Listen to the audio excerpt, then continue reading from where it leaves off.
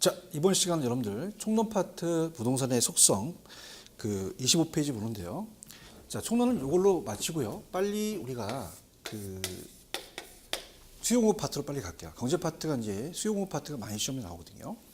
자, 그럼 우리가 공간으로서에 대한 부동산으로서 바로 간다면, 자, 공간으로서의 가치는 자, 영속성이라는 걸 우리가 배우셨어요. 토지가 영속하기 때문에 공간이 생기죠. 토지가 소모성이 강하거나 소멸되면은 영속성이 생기진 않습니다. 그럼 공간은 3차원 공간이라고 우리가 시험에 나옵니다. 3차원 공간. 자, 지구 중심을 자르게 됩니다. 지구 중심을 자르게 되면, 자, 공간이 이제 3차원 공간으로 이제 불려요. 그래서 이제 여기를 수평 공간이라고 하고요. 수평 공간이라고 하고, 자, 여기를 이제 공중 공간 이렇게 하고요. 자, 여기는 이제 지하 공간이라고 합니다. 그래서 3차원 공간이라고 얘기를 하고, 또, 자, 세 개를 합쳐서 입체 공간이라고 얘기를 해요. 입체 공간. 수평 공간이 아니라 이제 입체 공간으로서 이제 따진다는 거죠.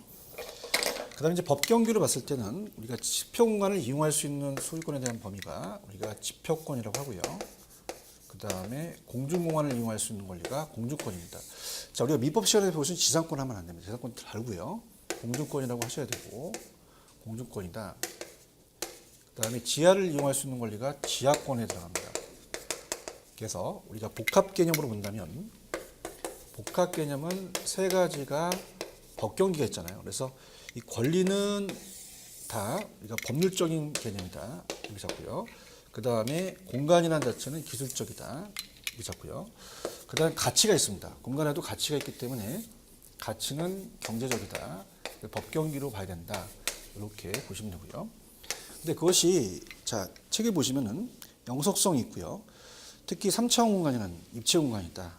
그래서 우리가 어떻습니까?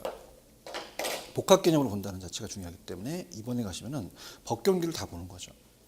그 다음에 이제 밑에 공간적인 소유권에 대한 공간적 범위는, 자, 우리 토지에 대한 상하에 미치기 때문에 공간적 범위는 사회적 통념이나 범위 내에 허용하는 범위 내에서 그 경제적 가치가 인정되는 범위 내에서만 미쳐요.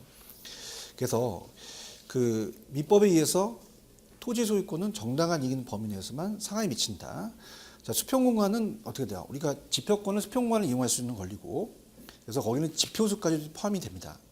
자, 지하권이라는 것은 우리가 지하권에서 우리가 시험 문제가 또 자주 출제가 되는데요. 지하 공간으로부터 어떤 이익을 획득할 수 있는 권리와 또 그 지하 공간을 사용할 수 있는 권리가 두 가지 다 들어갑니다.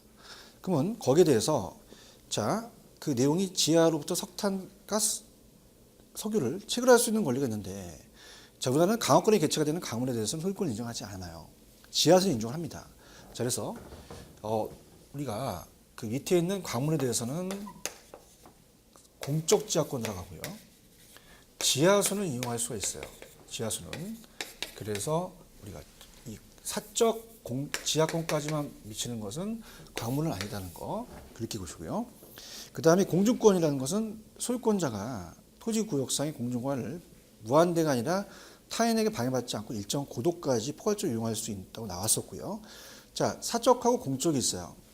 그럼 사적까지는, 자, 사적까지는 어떻다? 우리가 공적이 있는데, 사적은 햇빛을 받을 수 있는 권리 일조권이라든지 바다가 보이는 조망권들은 사적이에요.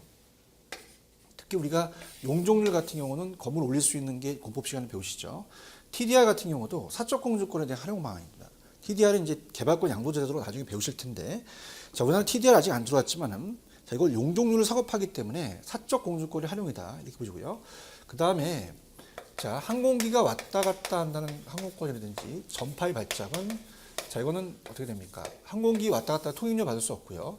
전파의 발작도 이것도 사적이 아니라 공적으로 들어가야 되거든요. 자, 그래서 우리가 두 가지로 나눈다는 거, 특히 토지 소유권은 공간적 범위에서 그 정당한 이익 있는 범위 내에서 상하에 미친다는 거. 미치는 게 사적까지만 얘기를 하겠죠. 사회 통념이나 법이 허용하는 범위에서 그 경제적 가치가 인정됩니다.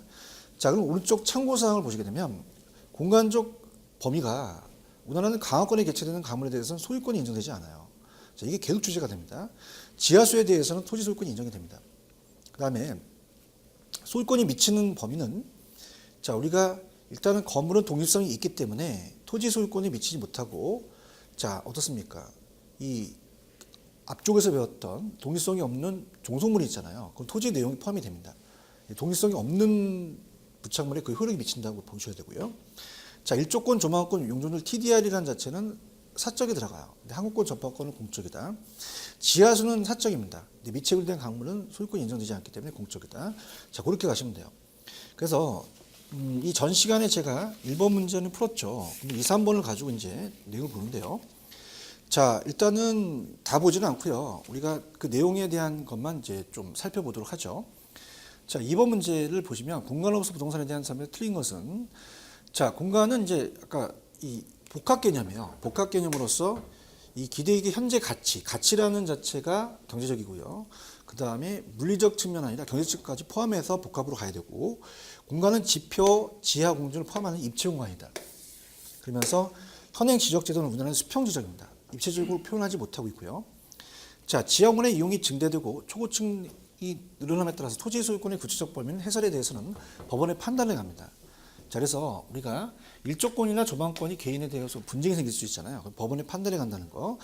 그 다음에 3번이 이제 우리가 시험 문제가 나왔었는데, 자, 이렇게 한번 보십시오.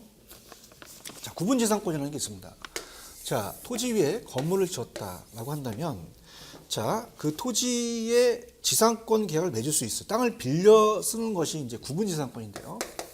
자, 우리나라 민법에서 구분지상권은 지하와 공중이 다 됩니다. 자, 그래서 만약에 여기에 공중을 이용하기 위해서 자, 여기에 이 빌려서 우리가 강고판을 설치할 수 있어요. 그죠? 강고.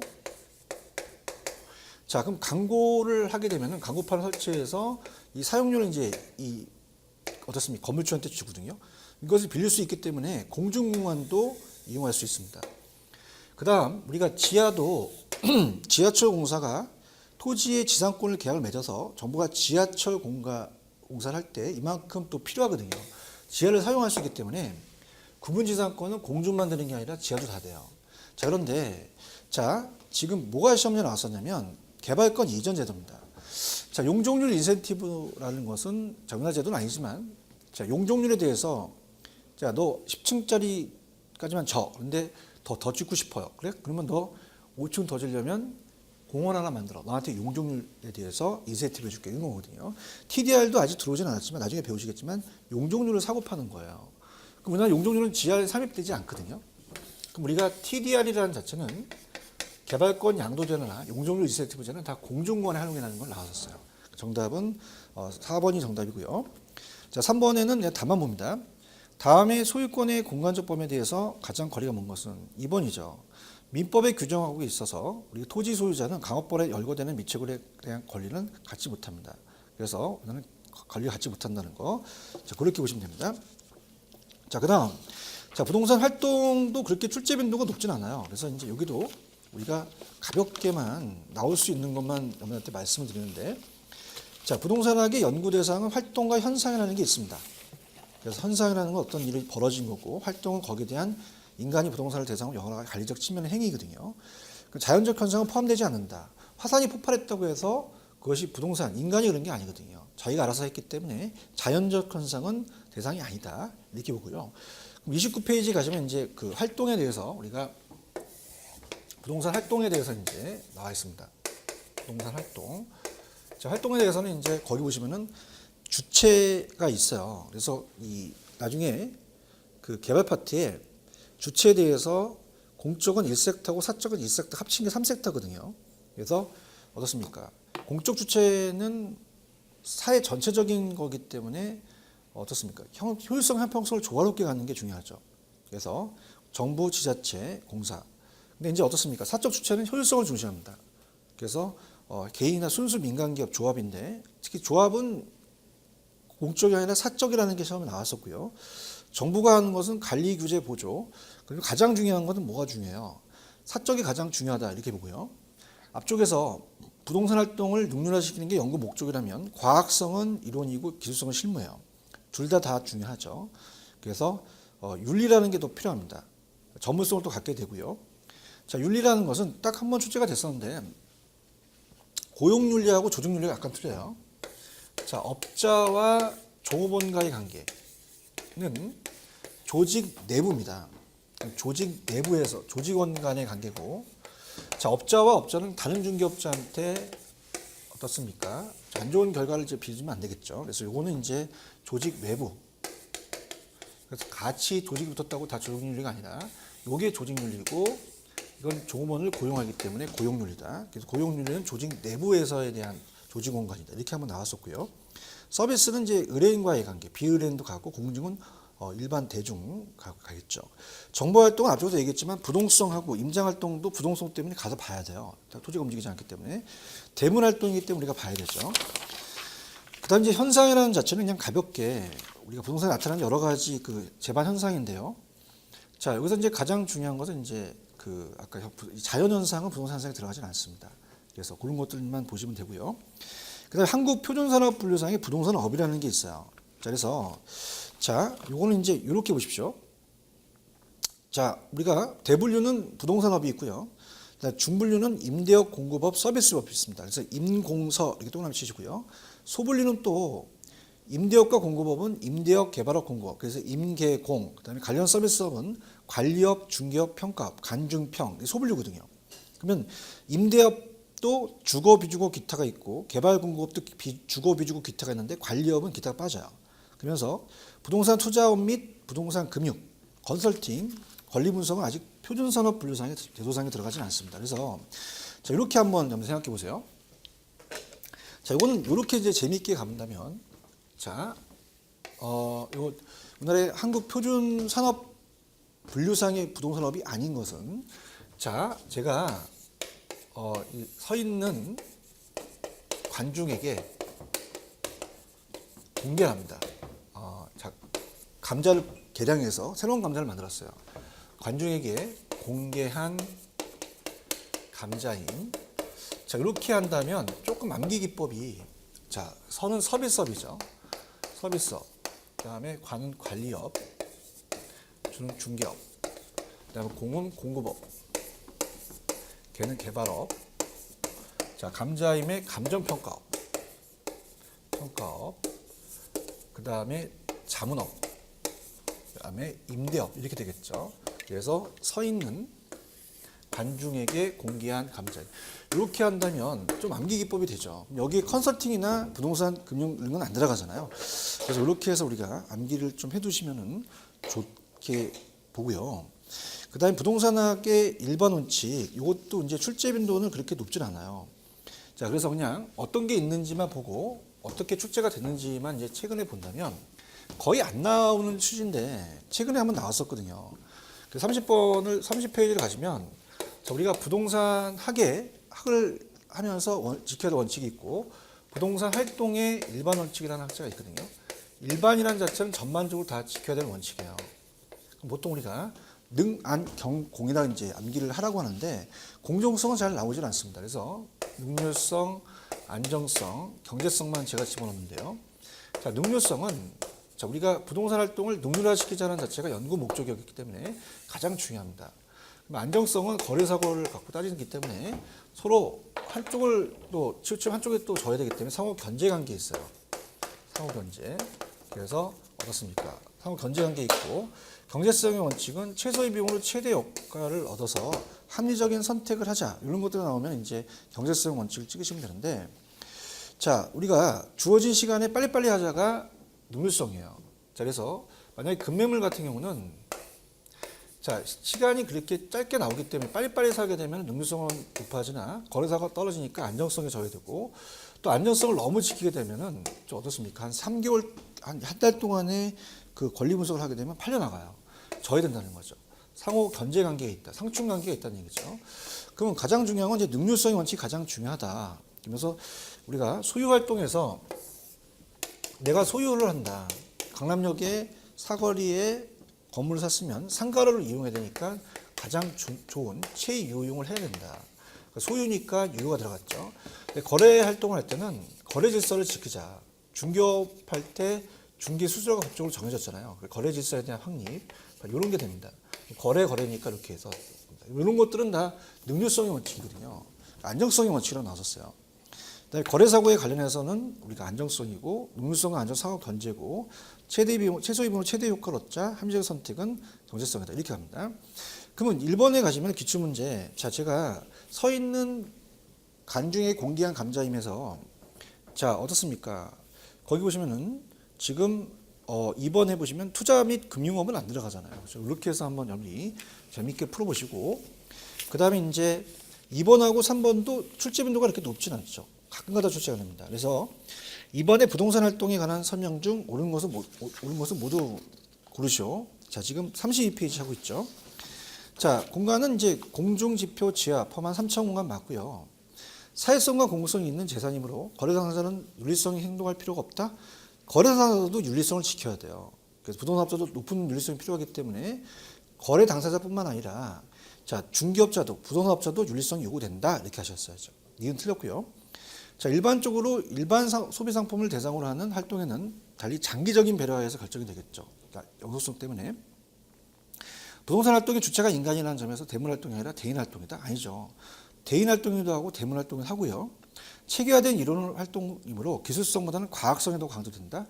자, 물론 체계화된 이론이니까 과학성이 더 강조되긴 해요. 근데 꼭 과학성만 따지는 게 아니라 실무도 가야 되기 때문에 양면성을 가지고 가야 된다고 얘기해야 되고요. 임장활동은 부동성 때문에 대인활동보다는 대물활동이다. 그렇게 하셔야 돼요. 그래서 정답은 기역, 디귿 2번만 맞죠. 자, 3번은 뭐 다 부동산학에 대해서 앞쪽 다 얘기한 거고요. 틀린 걸 보시면 5번에 자, 소유활동의 채용을 지도 원리 삼는 것은 안정성이 아니라 능률성이다. 이렇게 가셨어야죠. 그래서 그런 식으로 우리가 정답은 5번이 정답이다. 그렇게 보시고요. 자, 빨리 제가 진행을 한 거는 경제 파트가 중요합니다.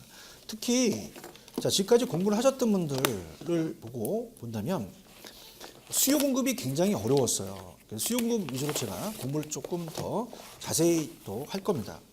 그래서 수요 공급 파트는 아주 문제가 중요하기 때문에 자, 교재로 가셔서 34페이지 나와 있는 내용을 숙지하실 거예요. 34페이지 나와 있는 수요와 공급에 대한 이론을 천천히 들어가도록 하죠. 그럼 수요와 공급이든 자, 수요를 디맨드라고 이제 공급을 서플라이라고 합니다. 자, 그럼 우리가 이제 경제 파트에 그 많이 나오는 수요 공급 파트부터 들어가도록 하죠. 자, 여기는 세 문제, 네 문제가 나오기 때문에 미리 이제 들어갑니다. 그럼 제가 이제 번호를 매기는데요. 자, 특히 이제 첫 번째는 유량과 저량이라는 게 떠요. 유량과 저량. 그래서 요걸 위주로 이제 제가 강의를 할 거고요. 두 번째는 이제 가격이냐, 가격 이외냐, 수요량의 변화와 수요의 변화라는 게 있습니다. 그걸 이제 두 번째 이제 제가 키워드로 잡아드릴 겁니다. 자, 요점 정리이기 때문에 딱딱 여러분들이 어디서 출제될지를 알고 들어가셔야 돼요. 자, 그렇다면은 자, 들어갑니다. 자, 일단은 개념 같은 경우는 그냥 있는 걸로 끝나겠습니다. 수요는 사는 쪽이죠. 소비자들이 일정 기간. 자, 갑순이가 사과를 100개 먹어요. 많이 먹는지 적게 먹는지 모릅니다. 기간을 알아야 돼요. 그래서 일정 기간을 명시해야 됩니다. 그래서 우리가 보통 건설회사가 물건을 팔려고 하는데 가두면적을 하는데 이거 물건 사고 싶습니까? 했더니 어저께 샀대요. 그러면 산 게 아니라 구매하고자 하는 사전적인 개념이 중요하고요. 의도된 양입니다. 그 다음에 유효 수요라는 거, 살 능력도 있는 구매력을 가진 일정 기간에 주어진 가격 수준에서 구입하고자 하는 최대 수량이죠. 자, 그렇게 해서 보는 게 우리가 수요예요. 자, 그러면 수요가 그렇고요. 공급도 마찬가지입니다. 공급적으로 생산자가 일정 기간 동안에 상품을 판매한 게 아니죠. 그래서 공급량이나 판매력을 그 생산력이라고 하거든요. 칠판 주기를 만들려면 어떻습니까? 우리가 공장도 있어야 되고 기계도 있어야 되고 트럭도 있어야 되죠. 그래서 그러한 판매력을 가진 공급자가 일정 기간 동안 판매하고자 하는 최대 수량이다. 둘 다 최대 수량 맞죠? 그렇게 보시면 되고요. 그 다음에 이제 수요 법칙과 수요 공급 법칙이라는 게 있어요. 그래서 그걸 들어가기 전에 제가 분명히 말씀드렸지만은 유량이라는 개념이 출제될 것이다. 유량과 저량. 그래서 요거는 미리 우리가 뒤에 있는 파트에 어차피 이제 가지게 되면 또 하거든요. 그래서 이거는 교재를 제가 조금 유도를 하겠습니다. 먼저 주택시장에서 또 배우니까 일단 82페이지로 먼저 가보도록 할게요. 80에 잠깐 가셔서 유량 저량에 대해서 다 보지는 않고요. 우리 시험 문제는 이렇게 나옵니다라는 것만 보여드리도록 하죠. 자, 유량 저량입니다. 유량 저량. 그래서 유량 저량을 이제 우리가 가지고 비교하실 수 있으셔야 돼요.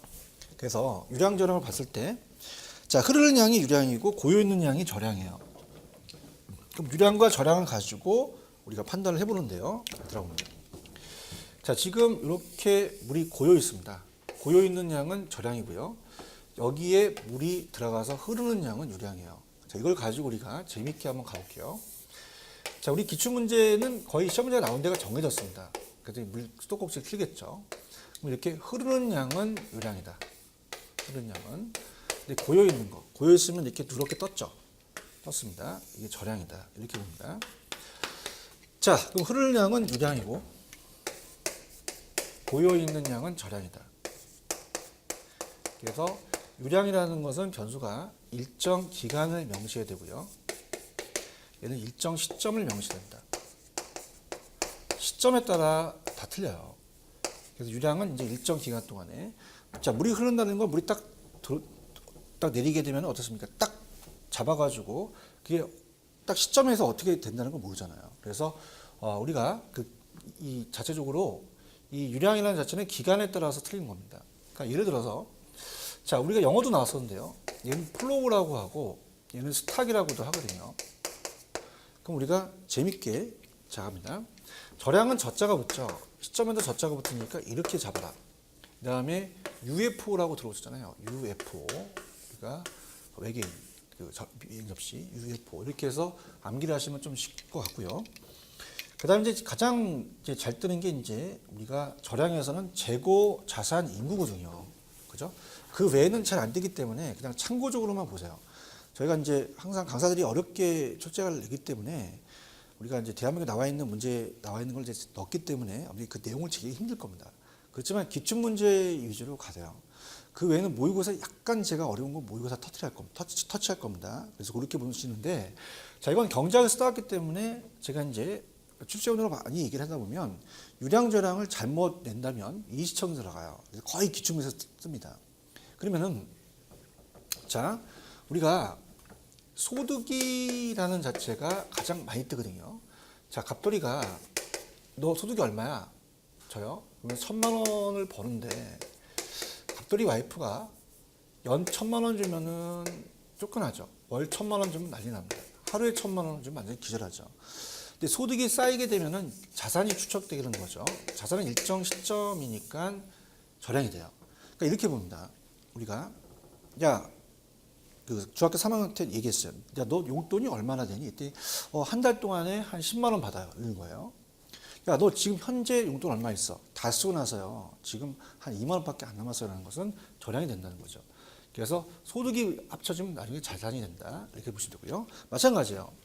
우리가 임대료라는 자체도 기간에 따라서 틀리겠죠.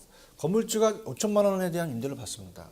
많은지 적은지 기간에 따라 틀린 거죠. 그럼 임대료가 쌓이게 되면 어떻게 돼요? 우리가 하나의 가격이 되는 거죠. 그죠? 그래서 마찬가지로 지대라는 게 토지의 임대료거든요. 지대 수입이라는 게 떴었어요. 그럼 이게 이제 쌓여서 지가가 되면 이제 또 절약이 된다. 소득이라는 건 급여, 임금 이런 거 똑같은 거거든요. 자, 그 다음에 어떻습니까? 요거 이제 잘 나오고요. 그 다음에 이제 이 자체적으로 신규주택은 새 거예요. 세게 들어오죠. 그러면서 재고가 쌓이겠죠. 재고주택은 또 우리가 절약이 됩니다. 그래서 신규는 이제 장기고요. 얘가 단기인데요. 자, 합시다. 주택의 유량저량이라는 자체를 묶었어요. 그래서 주택은 신규주택만이 아니라 재고주택이 있거든요. 그래서 A지역에 지금 100채가 존재합니다. 2016년. 그럼 2016년 1월 2일 현재 존재하는 양은 재고주택이에요. 재고주택. 자, 그럼 이거는 일정 시점이죠. 일정 시점에 라는 게 명시가 되겠고요. 그럼 주택 절량이 되는 거죠. 그죠? 근데 정부가 봤더니 이제 이 지역이 2016년 12월 30일 날 봤더니 어떻습니까? 그 절량이 우리가 150채가 바뀌었대요. 그러면 우리가 1년 동안에 자, 1년 동안이라는 걸 명시합니다. 그럼 일정 기간이 되죠. 일정 기간에 1년 동안에 신규 주택이요. 유입이 됐습니다. 그럼 이거는 신규 주택이고 1년 동안이 나왔으니까 일정 기간이니까 주택 유량이 되겠죠. 그러니까 새 거는 모두 다 유량이고 헌거가 다 절량이 되는 거죠. 그래서 이렇게 쌓인다는 얘기예요. 근데 단기는 주택을 생산할 수가 없습니다. 그럼 단기양은 절량이 되고요. 단기양은 절량이 되고 장기양이 유량이 된다는 얘기죠. 자, 그러면서 이제 주택 절량 유량에 대해서 우리가 네 가지가 이제 우리가 이따 문제를 풀 텐데요. 자, 일단은 주택은 단기적으로는 제한되어 있기 때문에 절량이 있고 유량에 대한 기간에 따라서 분석을 해야 됩니다. 그럼 주택 유량하고 주택 절량을 어떻게 해서 이제 우리가 비교해서 나오냐면요. 일단은 절량이니까 일정 시점이 가야 돼요. 일정 시점이라는 게 들어가고, 자, 이건 유량이라니까 일정 기간입니다. 일정 기간. 자, 그러면서 수요와 공급을 봤을 때, 자, 어떻습니까? 우리가 공급이라는 자체가 이제 중요하죠. 공급이 중요한 게, 자, 절량이라는 것은 현재라는 게 생략됐고요. 존재라는 글씨가 나와요. 존재가 나오면 절량입니다. 근데 1년 동안 공급되는 양이 뭐 500채다, 50채다. 그러면 요거는 신규가 되니까 유량이 되거든요. 그 다음에 이제 수요라는 자체는 둘 다 수요는 이제 보유하고 있는, 수요는 다 보유하고 있는 게 들어가면 다 수요다는 거 이렇게 가시면 돼요. 자, 그래서 이렇게 가시고요. 특히 이제 자, 제일 잘 나오는 게 얘예요. 자산 잘 나오고요. 재고 잘 나오고 인구 잘 나옵니다. 이 세 가지가 3종 세트가 가장 출제 빈도가 높은 게 절량이에요. 절량은 얘네들이 출제원들이 이것밖에 안 냅니다. 절량을 암기하시는 게 기출문제를 빨리 풀어요. 그러면 유량이라는 자체는 어떻게 암기를 하시냐면, 자, 우리가 옛날에 김유신 장군 있었죠. 김유신은 거장임 이렇게. 우리가 기간입니다. 기간은 유량이다. 신규 주택이고 거래량이라는 게 나오면 무조건 다 유량입니다. 장기 유량이고요. 임대료 유량이에요. 그래서 우리가 주택 거래량 같은 것도 시험에 나왔었거든요. 그래서 이 지역에 100채 거래됐다. 많이 거래됐는지 모르잖아요. 거래량이든지 아니면 아파트에 대한 생산량이라든지 이런 것들을 얘기하고요. 좀 어렵지만 우리가 장부에서 단기순이익이라는 게 있거든요. 단기순이익은 손익분기점에서 1월 1일서부터 12월 30일까지 그 회사의 순이익을 얘기를 해요. 단기라는 게 기간이잖아요. 그래서 이렇게 해서 나눠지는데, 제가 봤을 때는 기출에 우리가 항상 재고의 자산, 인구, 재고만 맞춰도 기출은 다 끝냅니다. 자, 이렇게 갈게요. 자, 일단은 82페이지 가시면은, 자, 내용들이 다 나와 있는 게 이제 기출이 나와요. 시장 파트의 단기, 장기에 대해서 나오거든요. 그래서 82페이지 주택 절량과 유량에서 단기적으로 공급이 제한되어 있습니다. 유량 개념뿐만 아니라 절량도 분석해야 되고요. 자, 주택 절량입니다. 일정 시점이에요. 절량의 공급량은 존재하는 주택의 물리적량이고 그 중에서 사람들이 보유하고자 하는 양은 절량의 수요량이 되죠. 자, 그럼 밑에 그 예제가 시험 문제 그대로 나왔는데, 지금 현재 1000만 세대 중 10만 세대가 공가다. 그러면 절량의 공급량은 1000만 세대가 존재하니까 1000만 세대가 절량의 공급량이 되고 10만 세대가 공가니까 나머지 990만 사람이 보유하고 있으니까 990만 세대가 주택 절량의 수요량이 되겠고요. 유량은 기간입니다. 밑에 유량은 무조건 다 기간, 일정 기간이 들어가고, 유량의 공급량은 존재라는 게 아니라 공급하고자 하는 거예요. 공급되는. 그래서 그 수요자들이 갖고 있는 거 보유하고자 하는 양이다. 그래서 작년 1년 동안 밑줄. 자, 이게 이제 이 표현은 안 나왔어요. 우리가 절량에 대한 지금 현재만 1000만 세대가 존재한다는 건 나왔거든요. 그럼 1년 동안이라는 건 유량이고 주택수가 100만 세대였다면 그걸 공급된 거죠. 그러면서 95만 세대가 팔렸다. 그러면 100만 세대가 주택 유량의 공급량이 되고 95만 세대가 주택 유량의 수요량이 되는 거죠. 이렇게. 그다음에 제가 절량에서는 자산, 인구, 그다음에 어떤 게 있어요. 거기 보시면은 재고죠. 이 세 가지만 좀 암기를 하시고, 유량은 임대료 수입, 지대 수입, 주택 거래량, 신규 주택 공급량, 급여라든지 임금 다 똑같은 얘기입니다. 순소득 똑같은 얘기예요. 소득 들어가면 단기순이익, 그 다음에 연간 이자 비용. 자, 연간 이자 비용도 우리가 만약에 이 건물주가 임대료를 5천만 원 받아, 많이 받아, 적게 받아, 몰라요. 이자 비용이 나간다. 그럼 내가 1000만 원 나가요. 이자가 적게 나가는지 많이 나가는지 기간에 따라 틀리거든요. 그래서 돈의 흐름과 들어오면 다 유량이에요. 그래서 우리가 이제 플로우라는 자체는 이 현금 수지가 캐시 플로우잖아요. 돈이 들어온 거 나간 건 다 유량이다. 그 다음에 이제 2번에 주택 서비스는 나중에 제가 해드릴 테고, 양가로 2번에 가시면은 세 번째, 단기는 일정 시점의 양이니까 저량이고, 장기는 유량이다. 이렇게 잡으시면 됩니다. 자, 그렇게 잡고 우리가 문제를 먼저 갈게요. 왜냐면 유량과 저량만 쫙 풀어보도록 하겠습니다. 그래서 문제로 갈게요. 문제로 가시면은 유량 저량만 우리가 얼마만큼 우리가 시험 문제 나왔는지를 중점적으로 이제 확인해 볼 겁니다. 자, 교재로 가시면요. 유량 저량 우리가 한번 보죠. 자, 페이지 44페이지입니다. 자, 44페이지 보시면은 유량 저량 44페이지 보시면은 어때요? 딱 보니까 다음 1번 부동산 관련된 경제 변수이다. 유량 저량은 제가 저량부터 찾으라고 했어요. 자산 인구 주택 재고. 그러면 2번이 정답이죠. 무조건. 그래서 지대 수입, 아파트 생산량, 가계 소득은 다 유량이다. 그래서 정답이 2번이고요. 자, 2번 유량 개념과 거리가 먼 것은 저량 찾으라는 거잖아. 그럼 자산 재고 인구니까 3번이 정답이다. 자, 이 세 가지만 알아도 뭐 거의 먹고 들어가요. 그죠? 그래서 이렇게 기출은 그래서 그 세 가지를 여러분이 주의 있게 봐라라는 것을 꼭 말씀을 드리고 싶고요. 그다음 넘기시면 45페이지의 4번은 유량과 저량이 가장 올바른 것은 2번 저량이 일정 시점에 보유하고자 하는 양이 수요량이니까 맞죠. 다른 건 다 틀렸습니다. 여러분이 확인해 주시고요. 그 다음에 또 유량 저량이 얼마 또 잘 나오냐면 자, 넘겨보십시오. 자, 10번입니다. 47페이지 10번. 자, 10번을 가시면은 자, 지금 저량을 찾으라 그래요. 그러면 어떻게 돼요? 인구 재고 자산이니까 5번이 정답이죠. 자, 그 다음 56페이지로 가시면 또 유량 저량이 어떻게 나왔는지 또 확인하죠. 56페이지로 가시면 자, 31번입니다. 저량 찾으랍니다. 재고 자산 인구 3개. 건물 임대료 수입, 근로자 임금, 신규 주택은 다 유량이죠. 자, 똑같습니다. 문제가. 그 다음에 58페이지 36번 가시면 자, 갈게요. 유량과 저량의 설명에다 옳은 것은 자, 일정 기간이니까 유량이죠. 저량이 아니라 일정 시점은 저량입니다. 바뀌었고요. 3번 재고 자산은 저량이죠. 거래량, 주택거래량, 신규주택은 유량이다. 5번 만약 현재 우리나라에 1,500만 채가 주택이 존재를 한까지 들어갔네요. 그럼 저량의 공급량이 1,500만 채가 되고 100만 채가 공급하니까 사람이 살고 있는 건 1,400만 채만 저량이 수요량이 되겠죠. 이런 식으로 이제 보시면 됩니다. 그 다음에 이제 쭉 넘겨보시면 이제 유량저량이라는 자체가 그 정도만 보시면 될 것 같아요.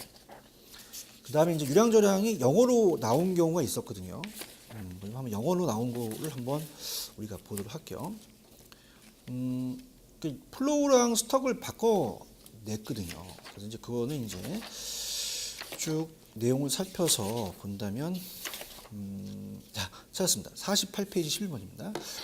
자, 다른 것들은 뭐 여러분이 다 아는 내용이고 그 다음에 또 다음에 또 강의를 해야 되니까 틀린 건 틀린 것만 보고 옳은 거는 다 틀린 거에 대해서 다 지적을 하겠습니다. 계산 문제 또 해야 되니까 그 다음에 틀린 걸 찾더라도 중요하다고 있으면 그때마다 체크를 해드리는데요. 7번은 자, 이번에 가시면은 일정 기간은 유량이잖아요. 스탁이 아니라 플로우가 되겠죠. 이런 식으로 잡아놓으시기 바랍니다. 다른 것들 다 제가 또 설명을 해드리도록 하겠습니다. 자, 그렇다면 이제 두 번째는 그러면 교수님 어디서 출제가 됩니까? 라고 저한테 물어보신다면 일단은 공급을 들어가기 전에 수요부터 이제 배우는 게 좋아요. 그래서 34페이지로 가시면 수요 법칙과 공급 법칙이라는 게 있습니다. 자, 34페이지 가는데요. 자, 이제 두 번째 테마는 수요량의 변화와 수요의 변화가 있어요. 수요량의 변화와 그 다음에 수요의 변화입니다. 자, 이렇게 하는 게 이제 해당재와 가격인데요. 가격이냐, 아파트면 아파트 가격이냐, 아니면 가격 이외냐, 이 두 가지를 갖고 우리가 따져볼 수 있어요. 그래서 가격은 딱 하나고 가격 이외에는 여러 가지가 되겠죠. 그래서 이걸 두 가지 이제 물어보는데, 자, 수요량의 변화를 제가 이제 어차피 또 우리가 적어야 되니까 수요량의 변화는 지금 그 수요 법칙을 얘기를 해요. 물론 예외도 있어서 그건 이제 나중에 문제를 풀면서 갈 테고요. 자, 이 제목이 수요량입니다. 수요량의 변화는 양이 붙으면 무조건 가격이에요. 그죠? 자, 그것이 이제 해당 재화의 가격입니다. 해당 부동산의 가격 변화입니다. 자, 이게 바로 수요 법칙이에요. 그래서 우리가 가격이 이제 price 세로축이 되고요. quantity라고 하죠. 특히 이건 퀄리티가 아니라 퀀티티입니다. 양적인 거를 얘기를 한 거죠. 그래서 이 수요 곡선이 우하향을 합니다. 우하향. 우측으로 내려가는 곡선이 되는 거죠. 우하향하는 형태가 된다. 그러면서 수요 법칙이라고 한다는 것은 자, 가격이 만약에 원을 뺏겨 1,000원이다.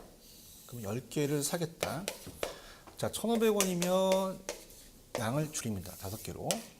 자, 500원이면 싸니까 더 많이 사죠. 500원이면 양을 15개로 늘리겠다. 그러면 이 많은 점들을 연결하는 곡선이 수요 곡선이거든요. 그래서 오늘 이렇게 그려드린 거는 우리가 이해를 돕기 위해서 그냥 직선을 그린 거죠. 그럼 이게 수요 곡선입니다. 수요 곡선이고, 자, 이게 우측으로 내려갔으니까 우하향하는 곡선이 됩니다. 그 다음에 이제 가격이 오르면, 자, 수요량이 떨어지는 거. 반비례죠. 그래서 반비례다. 가격이 상승하면 양을 줄이죠. 반비례이기 때문에 이게 반비례라는 거와 마이너스 역의 상관관계다. 그죠? 기울기가. 그래서 우리가 수요 법칙은 가격과 수요량이 역의 관계예요. 그래서 다른 모든 조건이 일정할 때 독립 변수가 가이고 변수가 수요량에 대한 것이 종속 변수라면 가격만 봤을 때에 대한 겁니다. 공급 법칙도 공급과 연결시키고요. 수요 곡선은 당연히 우하향하는 곡선이다. 수요 감소 함수는 이제 함수 관계에서 우리가 가격이 오르면 양이 떨어지거든요. 그럼 양과 이 가격은 프라이스와 Q는 반대 방향이기 때문에 우리가 가격이 올라가게 되면 양이 또 줄기 때문에 가격에 대한 감소 함수다. 이렇게 나중에 함수 관계에서 말씀을 드릴 테고요. 자, 그러면 이게 수요 곡선이다. 우하향한다는 걸 이제 느끼셨어요. 자, 이건 가격이거든요. 그러면 수요의 변화는 가격 이외의 요인이에요. 수요 변화는. 자, 그래서 수요의 변화는 양이 안 붙거든요. 가격 이외입니다. 물론 뭐 수요량의 변화라는 자체는 다른 조건을 일정할 때 가격만 얘기하죠. 다른 조건은 일정할 때 가정합니다. 자, 그렇다면은 자, 수요 변화는 가격은 안 바뀌는데 다른 게 바뀌어요. 그럼 그냥 제가 이걸 해당 부동산이라고 하겠습니다. 가격 이외입니다. 가격 이외의 변화. 가격 이외의 변화다. 라고 했을 때, 자, 가격은 그대로 있다고 봐봐요. 가격은 그대로 있는데 수요 곡선 자체가 이동을 합니다. 수요 곡선 자체가 이렇게 이동을 할 수 있다는 얘기죠. 디맨드. 자, 그러면 이렇게 된다면요. 우리가 5개, 10개, 15개씩 움직이는 거죠. 자, 그러면은 가격이라는 자체는 자, 10개에서 15개로 옮긴 종속 변수는 똑같죠. 자, 그래서 함수 관계가 이렇습니다. 아까 잠깐 설명 안 했지만 펑션이 있으면 이게 함수인데요. 수요 함수는 가격이 독립 변수라고 한다면 거기에서 수요량이 종속 변수예요. 알고 싶은 거죠. 그래서 이 수요량을 늘린다 줄인다는 자체는 이 독립 변수 때문에 가격 때문에 그렇고 가격 이외에도 있다는 얘기죠. 그러면 지금 이렇게 움직였다는 것은 가격 때문입니다. 자, 그러면 우리가 책에 이거는 곡선상의 점의 이동이에요. 곡선상의 점의 이동이다. 이렇게 이제 표현하고요. 자, 이거는 이제 우리가 금리가 이제 나올 거예요. 금리가 수요와 공급을 같이 묶어서 물어봐요. 이따 문제를 풀겠지만은. 그래서 어떻습니까? 금리가 인하합니다. 그럼 금리가 인하하면 기분이 좋거든요. 기분이 좋으면 우측이죠. 당연히 늘리니까. 그럼 수요를 증가시킨다는 거죠.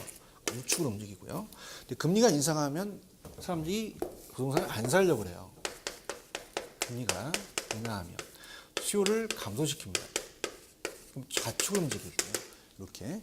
그럼 얘는 이렇게 움직였어요. 가만히 있는 상태에서 곡선상의 점이동입니다. 곡선 자체 이동입니다. 곡선 자체 이동.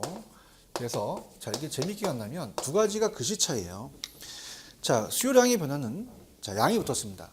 양이 붙었으니까 자, 곡선상의 점의 이동이다. 가격이다. 근데 얘는 양이 안 붙었죠. 곡선 자체 이동이다. 이렇게 하시면은 좀 쉽게 전달이 됩니다.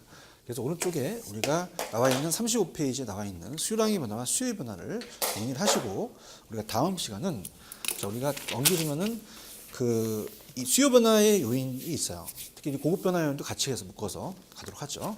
자, 좀 쉬었다 가겠습니다.